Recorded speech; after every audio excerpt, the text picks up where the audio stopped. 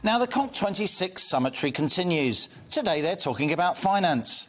Our government seems keen on channeling taxpayers' money to private energy companies to help achieve net zero carbon emissions by 2050.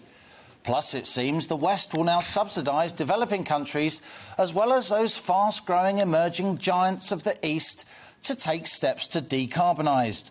The rich nations, and Britain in particular, we owe the rest of the world, we're told. Yes, we started the climate crisis because we kick-started the Industrial Revolution. So now, apparently, we must pay.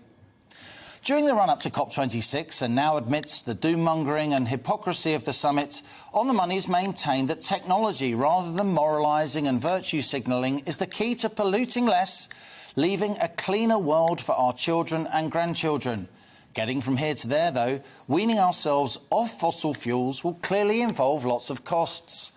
And governments, not least our own, need to be more honest about those costs, making sure the burden doesn't fall disproportionately on ordinary households and businesses. Over the last 18 months, one part of our economy that suffered a lot is travel and tourism. Successive lockdowns have hit this sector hard, a sector which accounts for almost 10% of UK employment and a similar share of our total GDP. After months of misery, travel and tourism has recently enjoyed some good news.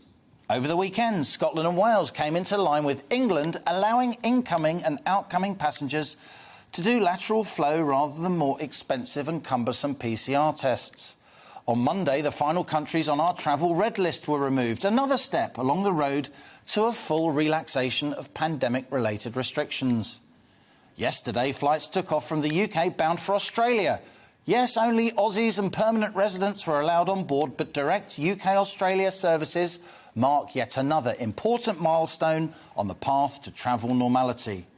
And today we've had more details on the end of America's travel ban.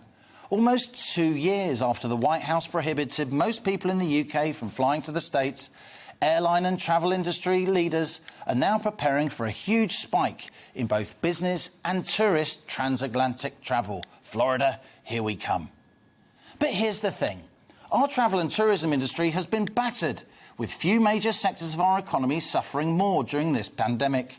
But now there are signs of a bounce back, with this morning's PMI business survey numbers showing growth across the UK's huge service sector rising, with the travel industry leading the charge. Having said that, at COP26, the talk is of air passenger duty increases, levies to limit flights, huge taxes on aviation fuel, measures that will harm our travel industry further, just as it's emerging from 18 months of lockdown-induced struggle. So that's our On the Money discussion today. Could COP26 kill the travel industry?